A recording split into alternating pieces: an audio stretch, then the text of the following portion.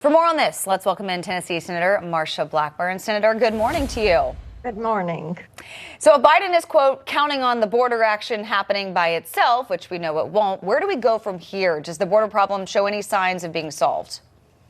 The Biden administration has continued to take actions that open the border and weaken immigration. You know, he took 94 actions in his first 100 days.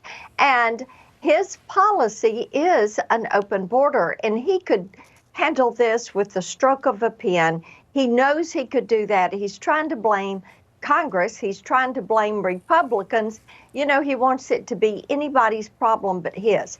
The truth is, as Director Wray has said, and said when he came before us in December, he sees red flashing lights everywhere he looks. The number of terrorists, the people from countries of interest, the drug dealers, the sex traffickers, the human traffickers, they are flooding this border.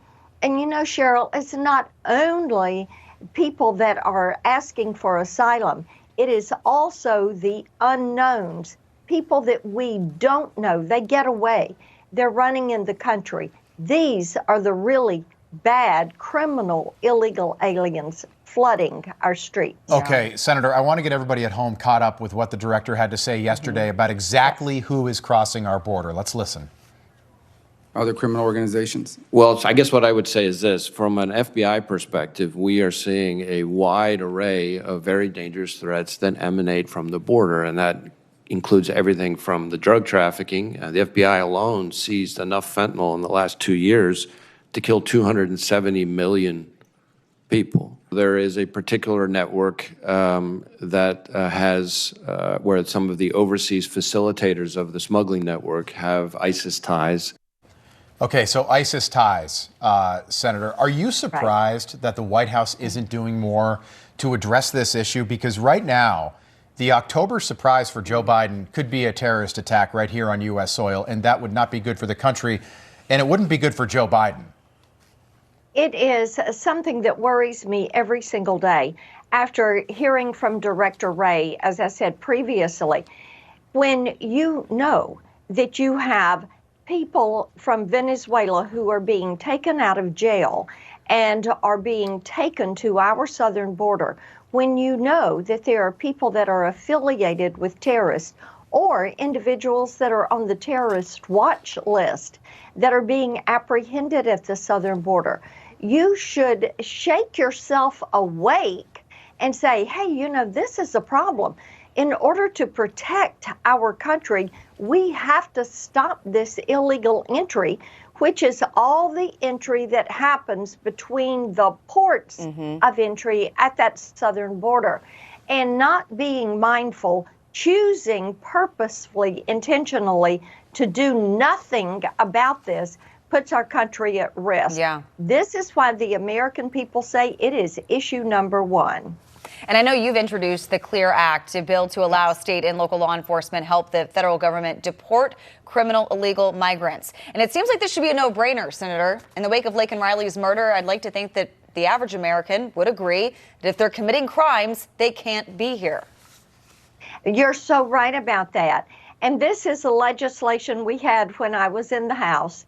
Couldn't get it passed, so we brought it back out, filed it again. It would allow local law enforcement to apprehend and detain people that are in the country illegally that have committed some type of crime.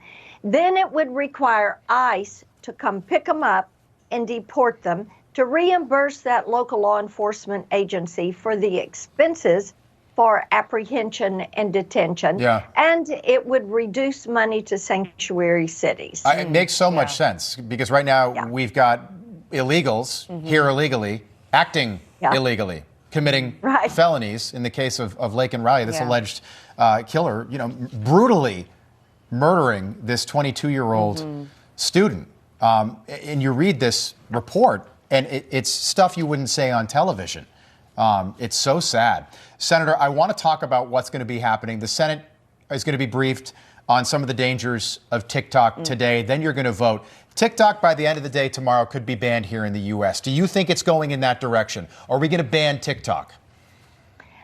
There is something that will happen with TikTok, and indeed, you could see a ban take place. But you know what, Rob?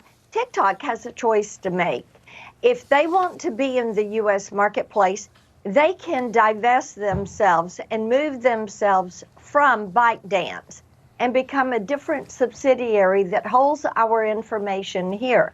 But as long as they are attached to ByteDance and the Chinese Communist Party, they ought not to have access to the data and the information on U.S. citizens.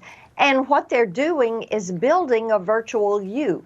We know this. They have told us that they do this. We know the data is held in Beijing, not here in the U.S.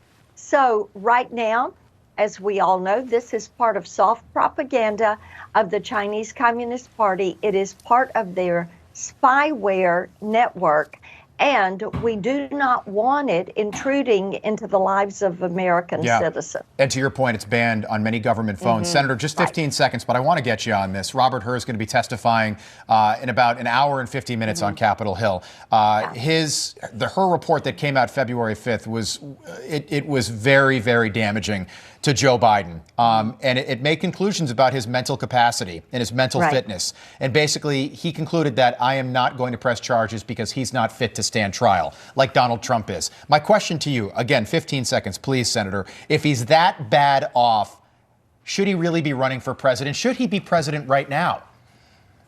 Of course not. And the American people see it. They know that his capacity is diminished. And this is why Donald Trump will be the next president of the United States. All right. Perfect. 15 seconds on the nose, Senator. Thank you very much. I appreciate that. Good to see you. Yeah, Senator Marsha Blackburn.